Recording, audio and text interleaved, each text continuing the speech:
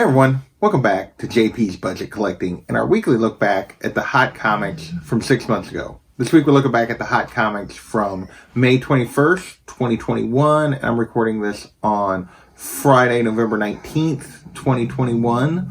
I give those dates so you know when this information was actually relevant because the comic market is always moving and changing. So we want to make sure that you guys have up-to-date information, at least when you're looking at this video, or know what to think about that information. As always, we're looking back at the hot comics that were on the CBSI Hot Top 10 and the Comic Tom Key Collector Hottest Trending Comics of the Week. They each put out a list of 10 that they talk about each week of books that are moving in the market, that people are jumping on, that there's a lot of sales, prices is jumping.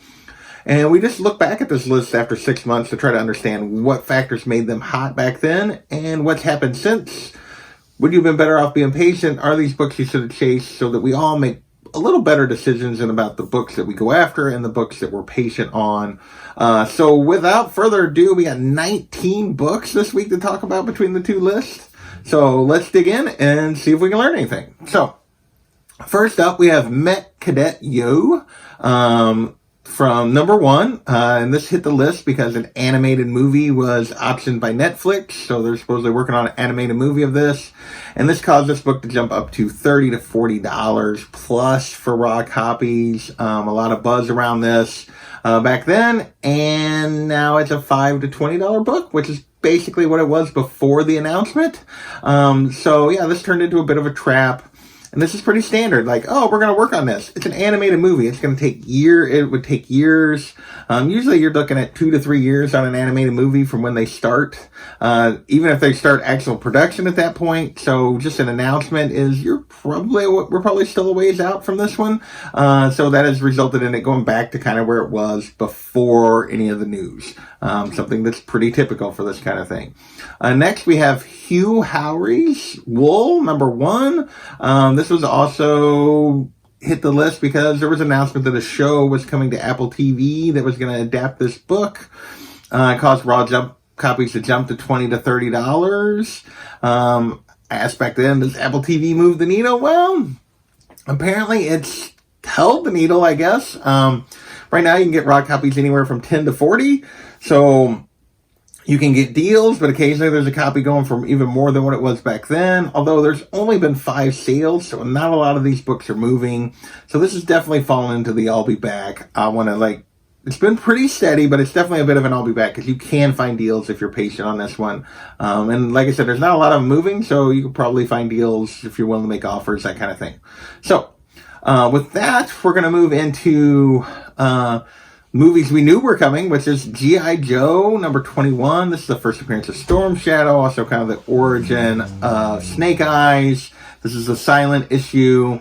Back then, raw copies were all the way up to an average of $320. A 9.8 hit $3,700. That's because we got a trailer for the movie that came out this summer. I didn't hear anybody talk about this movie, so it's kind of no surprise after it was out, I should say. And it's kind of no surprise that this is back down to a $50 to $200 book raw. 9.8s are back down $25 to $3,000, which is kind of where they were at before the trailer dropped. This book had been climbing anyway. It has been over the last several years, but we got a huge bump when the trailer came out, and now it has definitely stepped back. So definitely a book that it would have been worth to avoid around the movie to try to get. Next, we have Masters of the Universe, number 1. This is the first of their titled miniseries. Obviously, they appeared in DC Comics Presents before this. Is their first appearance of these characters. This was the first miniseries, and this hit the list because we were getting the Masters of the Universe animated show. I believe this kind of got some mixed reviews as well, but and basically, when it came out, but back then, raw copies were up to $65 on average. The 9.8 went for $665, so kind of a high sale. Now it's a $20 to $50 book, so it's stepped back a little bit. 9.8s are $500 to $700. You'd be like, well, that 9.8 went for more. But most of the sales have been more $500 to $600, so definitely down overall. Definitely an I'll be back. Had a great cast. I haven't watched this yet. I know some people really liked it. Some people did not like it at all. So we'll see. I know there's supposedly more of it coming, I think. Or maybe more of it did just drop. Not sure. Next, we have Ultraman number 1. This was also an announcement of a potential animated show coming. And this is the first appearance in an American comics of Ultraman. Obviously, he'd been around in Japan for a long time. This was kind of rumors that this was going to be a show. Raw copies were going for $10. They're still going basically $5 to $20. So this one's kind of turned into a bit of a worth it. So next we have Nemesis #1. This is another Millar comic book that was potentially going to be coming to Netflix. Basically, in the aftermath of Jupiter's Legacy, people were specking on these. Raw copies back then jumped up to $15. 9.8 was going for $300. Now it's a $5 to $20 book, so still fairly steady on the raw side. No 9.8 sales. So another one that definitely turned into a bit of an I'll be back. Next, we have OBE. It was kind of the hot indie of the moment back then. It was kind of hard to find. It was a new release, and people were jumping on it for $25 to $30 for this book. Now it's a $5 to $10 book. Didn't seem to maintain any real momentum, so this one definitely turned into a bit of a trap. Not a surprise. Some of these indies that hit initially because they're rare, but if the story doesn't catch people, they kind of fall back, and that's pretty steady. A pretty consistent pattern. With that, we're going to move into our only two covers of the week. First up, we have Red Room #1. This was the Peach Momoko 1 in 25 of this kind of horror, a little bit messed up kind of comic. And people were chasing this Peach Momoko because it was low print indie and lower print Momoko because of that, because of 1 in 25.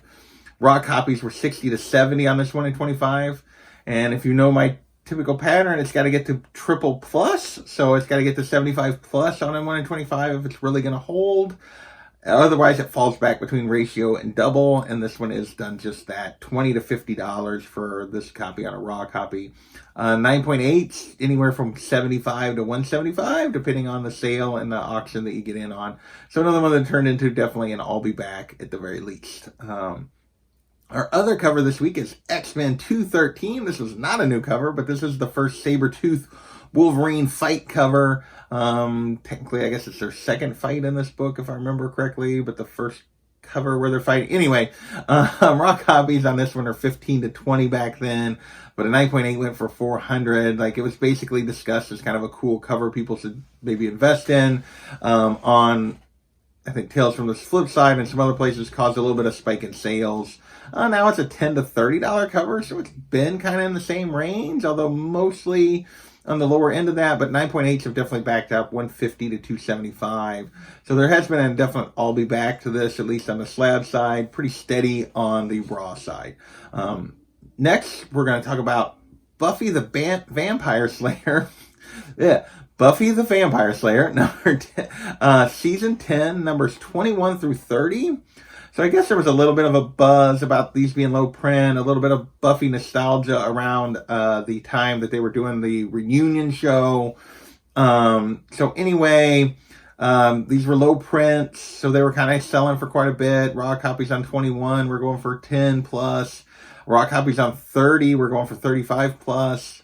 Now they've kind of just stayed kind of in that same range. For 21, it's been not very many sales, but 5, 15, 30, the three individual sales for it.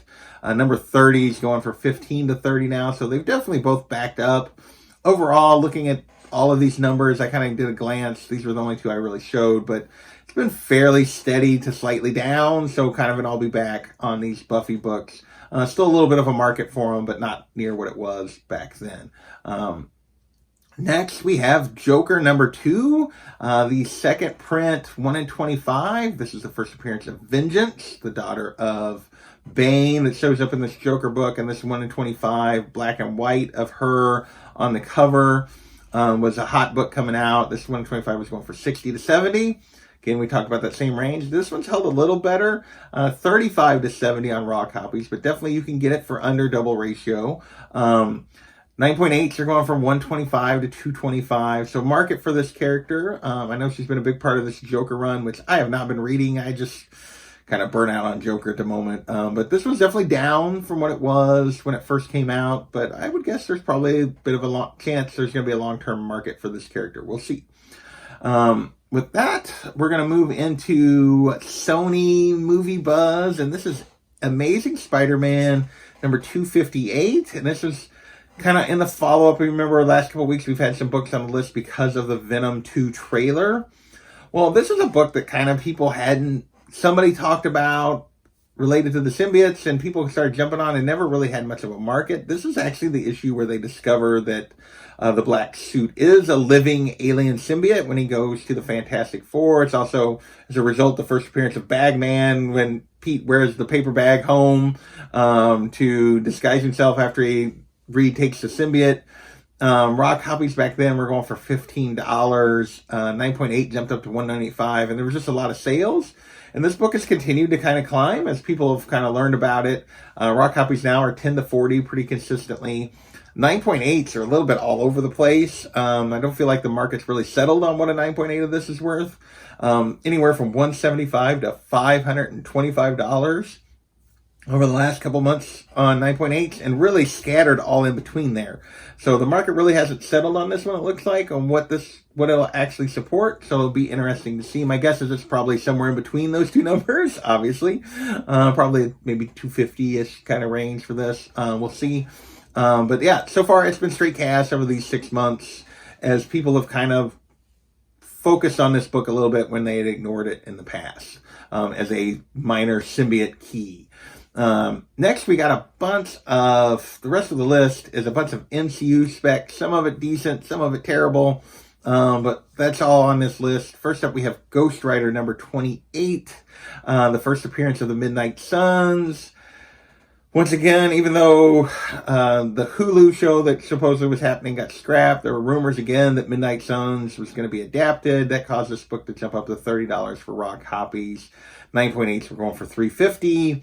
I suggested back then that was an I'll Be Back, and now it's a $10 to $30 book.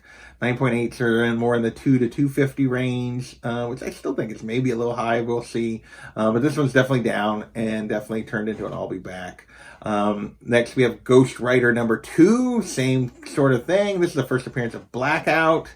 A character that's kind of people were suspecting would be part of any kind of Midnight Suns adaptation. Back then, it was only going for $10 raw. 9.8s were up to $150, and it's been basically steady, 5 to 20 for raw copies right now. Only one 9.8 sale, and that was for $170. So another kind of I'll Be Back. We'll see if we ever get a Midnight Suns thing. There's just so many different properties people are specking on. It could be a long time before we get some of these. We'll see. Next, we have Strange Tales number 170, second appearance of Brother Voodoo, and this was all because people were specking Brother Voodoo is going to be in Doctor Strange 2. I don't know if this is actually confirmed yet or not. I feel like I heard it was, but then maybe not so much. We'll see. But this second appearance was jumping because his first appearance had jumped so much. Had kind of priced itself out for a lot of people. Raw copies of this were up to $200 on average back then. Now they're kind of $20 to $100 for raw copies. So this one did not turn into straight cash like I thought. This turned into a bit of a trap. I didn't really put any slab sales because there weren't hardly any slab sales, period, and they were across a wide range of grades, the couple that were. So yeah, not much to talk about here in terms of slabs, but definitely raw copies are back down and probably pretty affordable for this character now. Next, we have New Avengers number 40, first appearance of the Skrull Queen. This is the second print. I think we had the first print a week or two ago. I forget now. And so this is the second print where she actually appears on the back cover. And this obviously had to do with the rumors or the news that Emilia Clarke was going to be in the MCU at some point. She'd gotten a role with Marvel. People speculating that maybe this is the character she would play, or because she was going to supposedly be in the Secret Wars show. So this jumped up. Raw copies of the second print were going for $175 to $200. Now they're $60 to $100. 9.8s or $400. Don't really have any news on this since then. We still don't know who she's playing. We did get a new logo for that show, but we haven't got any real information there yet. I would say this is still probably a decent bet, probably a better bet now, given where prices are at. But so we'll see if Varenki, who is the Skrull Queen's name, actually comes to the screen, and then if that's who Emilia Clarke plays, and what the other character she's disguising herself as. Is it Jessica Drew? Will it be somebody else? Would be interesting to see. Next, we have Thor number 5. This is the first appearance of Lady Loki, and this was all based on rumors that Lady Loki was going to be a part of the show. We all know now that she was, although she was more like a different character than this one. we'll explain when that book comes up if you haven't seen it. But back then, raw copies were going for $50 to $60. Now they're $5 to $30. So we've moved away from the show. People aren't really thinking about this anymore. Plus, it was a slightly different version of Lady Loki than this. So people have kind of jumped over to that version for the book that they want anyway. So next we have X-Men number 130, the first appearance of Dazzler. Prices on this doubled in like just a 2-month period. And it was basically because everything X-Men was jumping. People were, thinking X-Men are going to come to the MCU. And plus, just all these X-Men keys were jumping. So you could have put this not under MCU spec, but maybe under just the Marvel spike back in the spring. 9.8 jumped all the way up to $2,500. 9.6 was going for $800. Now, raw copies are running $50 to $150. 9.6s are running $500 to $700. So they backed up a little bit. Only 2 recent 9.8 sales, one for $3,000, one for $2,000, so they kind of split the difference. But overall, across most grades, this appears to be down a little bit. Definitely I'll be back, which is kind of happening with a lot of these X-Men keys. They've kind of slowed down. The craziness of the spring has passed, and these books have settled in higher than they were, but less than the craziness of the spring. And then last but not least this week, we have Werewolf by Night, number 32. This book just says, I didn't know it had room to climb. This book has been spiking ever since even from before people knew there was going to be a Moon Knight show. Of course, this is the first appearance of Moon Knight. Back then, a 9.2 hit 7,500, which was a new all-time high. 6.5 went for 3,100. Now, a 6.5 is around 2 to 2,500. 9.2, only one recent sale, and it was for 8, so it was up a little bit. Raw copies are running 1,000 to 1,500 on higher, on relatively mid to high grade condition. So this one's been pretty much worth it. I looked across a couple other grades and it's been pretty steady, slightly up, slightly down. So over the last 6 months, even as we've gotten closer to the show, it's been pretty steady. Even with last week's little trailer kind of video, it didn't really jump all that much, at least not in the sales I was looking at. So we'll see. This book has already jumped so high that if you're not really invested, you're not getting this anyway. So that is this week's list. I want to thank you guys for watching, and we will catch you next time.